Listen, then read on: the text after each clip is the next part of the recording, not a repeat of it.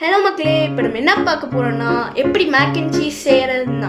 இது ரொம்ப சிம்பிளான ரெசிபி, ரொம்ப ஈஸியான ரெசிபி. பேச்சுலர்ஸ்லாம் கண்டிப்பாக ட்ரை பண்ணுங்க. ஸோ அதுக்கு நம்ம இப்போ என்ன பண்ணி வச்சுருக்கோம்னா, ஃபர்ஸ்ட் வந்து எல்போ பாஸ்தா வந்து 8 நிமிஷத்துக்கு வேக வச்சு எடுத்துருக்கோம். இங்கே பார்த்தீங்கன்னா கார்ன் வந்து வெந்துக்கிட்டு இருக்கு. இங்கே இன்னொரு சைடில் பார்த்தீங்கன்னா நான் வந்து அந்த க்ரீம்காக ரெடி பண்ணிருக்கேன். இந்த க்ரீம் வந்து செய்யறது ரொம்பவே ஈஸி. நீங்கள் பட்டர் வந்து ஒரு பேனில் போட்டு கொஞ்சம் உருக்கிட்டு அதில் வந்து 2 டேபிள் ஸ்பூன் மைதா மாவு போட்டு நல்லா மிக்ஸ் பண்ண உடனே கொஞ்சம் கொஞ்சமாக 600 ml பால் போட்டால் இந்த மாதிரி ஒரு பதத்துக்கு வரும். அதுக்கப்புறம் மிக்ஸ் பண்ணிட்டே இருங்க, ஒரு திக் கன்சிஸ்டன்சி வர வரையும்.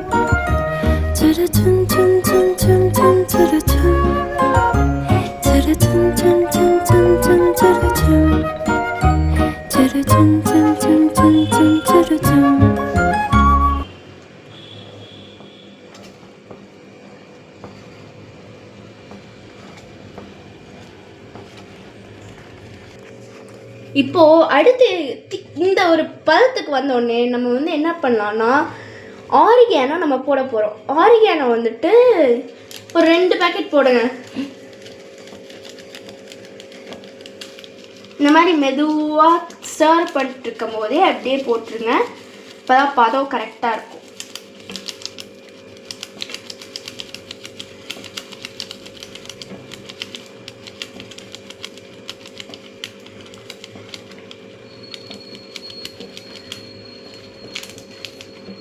ஃபுல்லாக போடணுமா? ஆமாம். Very sure? எஸ்.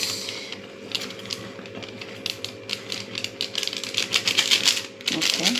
இப்போ அந்த பேக்கெட்டையும் now the second sachet.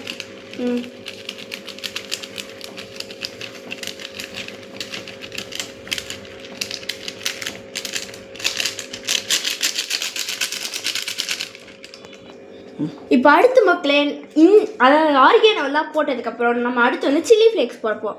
இப்போ போடுவாங்க. அது இனஃப் இந்த அளவு போட்டுக்கிட்டிங்கன்னா கரெக்டாக இருக்கும்.